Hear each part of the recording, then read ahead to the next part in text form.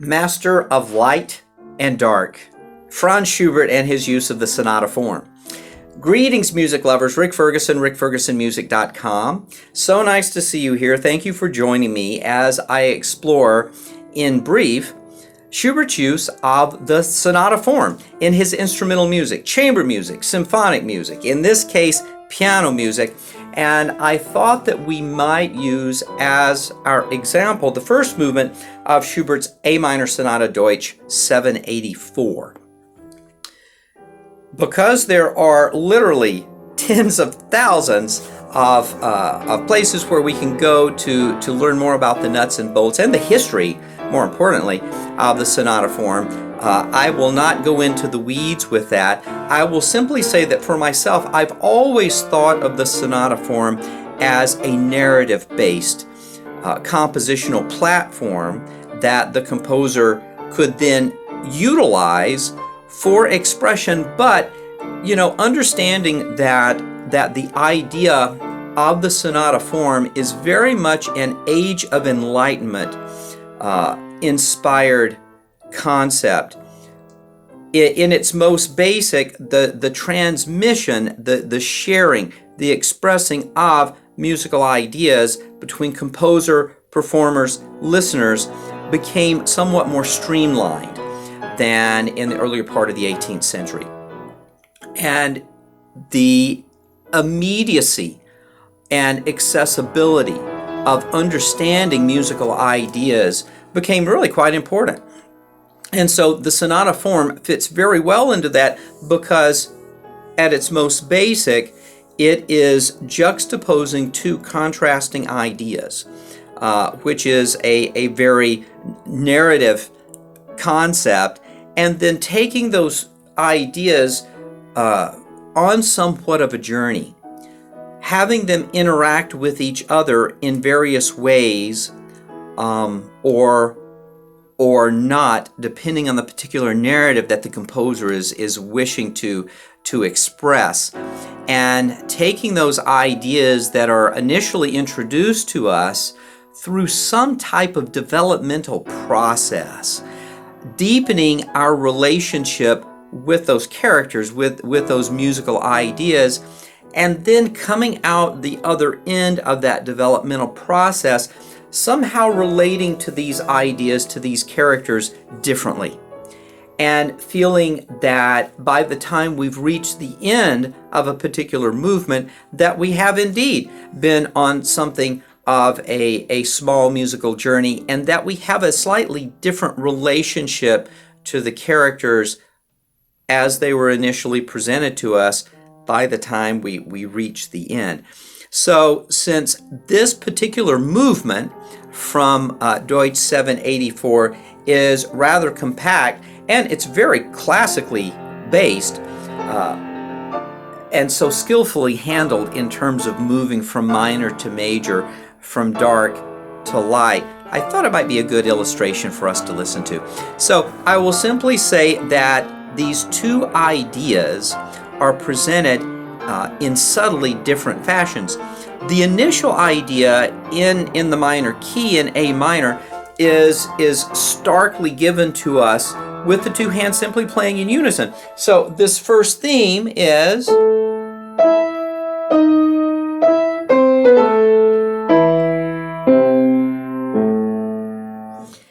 and so Schubert explores that idea just to fill out the character, fill out the personality, as it were, of this initial theme, and to create an emotional climate. He then begins to transition, and we'll hear all of this in a complete performance in just a moment, but he then begins to very subtly transition into a completely different idea that he can juxtapose against this first stark idea in A minor. So he works himself to the dominant, to E major, and he gives us this lovely idea. Now, if you just hear the melody, you get this.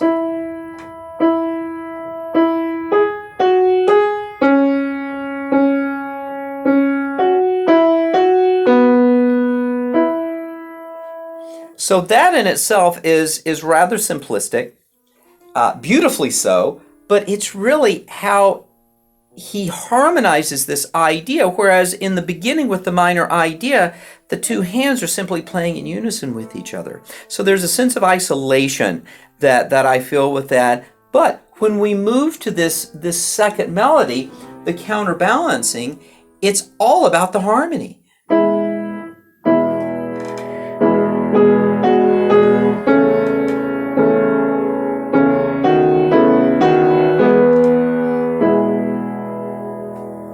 And so he gives warmth, he gives a little bit more depth. And then, he explores that idea a little bit, brings that idea to a completion so that we have a sense of who these two juxtaposed characters are. And then he takes us through a period of exploration, a period of development.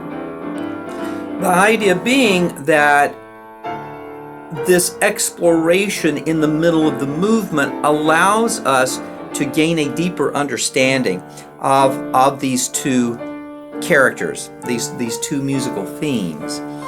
And then after this period of development, we then have these initial ideas brought back and reintroduced, as it were. But the idea is that since this is more of a narrative-based form, by the time we get to the end of this period of exploration and we hear these ideas presented to us again, they are somehow changed. They are somehow different. And I think more importantly, our relationship to these characters is somehow different because we now have an understanding of them that we did not have at the beginning of the movement. And I think this concept really underlies so much of sonata form composition. And even though it is a rather highly structured form, it does allow the composer a good bit of freedom in terms of how to handle it. And of course, as we begin to go through the 19th century, composers begin to tug and push and pull at this form, and it begins to really evolve in fascinating ways. So, specific to Schubert, he really was grounded very much in classical, sort of later 18th century sensibilities, but he brought his own beautiful sense of lyricism, his sense of rhythmic vitality, his sense of harmonic subtlety, which we certainly hear in this movement. And so I want us to hear my performance of this first movement.